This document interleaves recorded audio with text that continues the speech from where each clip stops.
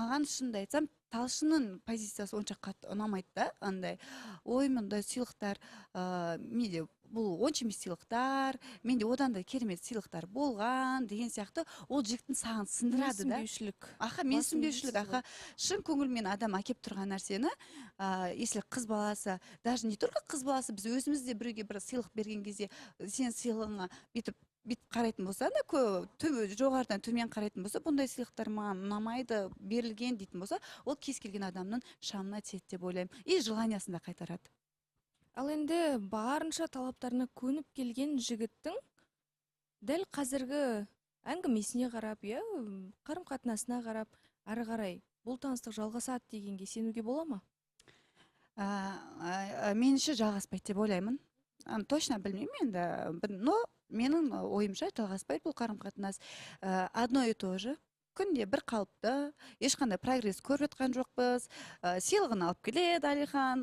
Бұндай сыйлық менде болған деп, әйтеуір Талшын қабылдайды. Жақсы әңгіме болды дейді, жұмыстармен жүрдім дейді. В общем, ары жалғаспайды деп ойлаймын. Тек қана достан ары қарай. Бір-біріне деген қызығушылық жоқ. Солай көріне ме? Мүмкін Алиханда бар шығар, восхищение дейді ғой. И қызығушылық деген екеуі екі түрлі нәрсе да. Ол Алихан восхищаться етіп келді Талшынға. Ары қарай Талшын мүмкін қызықтыра алмай қалды. Сонымен қатар Талшын изначально ол жігітке бір қатты қызығушылық болған жоқ, көңілін бағана қалдырмайын деп солай жүрген сияқты қазір. Жақсы. Ал енді екеуінің таныстығы жоғарыға ары қарай өрбімейтін сияқты деп отырсыз.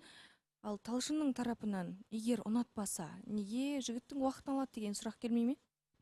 Сол жағы маған да беймәлім. Мүмкін шынымен де бағана жігіттің қадамдарын көріп, мүмкін бір сәл бір көңілдің қимастық бар шығар. Бірақ мне кажется, бүгін жақын арада бұл қарым-қатынас тоқтайды деген ойдамын.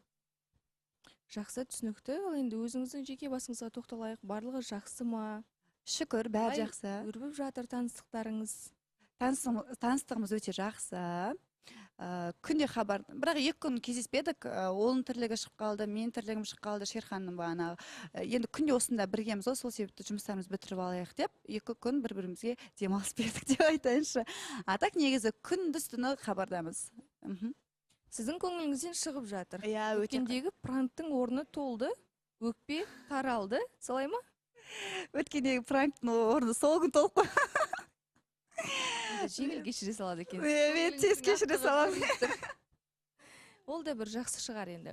Ал Шерханның тарапынан сізге деген көңілге деген бір жағу бәрі сезіледі, солай ғой? Әрине, сезіледі. Сезімі, маған деген құрметі, қамқорлығы, сыйластығы бәрі қатты сезіледі.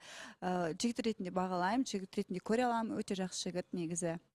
Жақсы, бұл нәрсені естігенде біз қуанбасымыз, енді қуанбауға қалай айтсақ болады. Нағыз қуанышқа бөлейтін дүние, себебі алдыда бір ерекше жұп келе жатқан сияқты. Бұл біздің үмітіміз. Келесі жарнамада қайта жүздесеміз.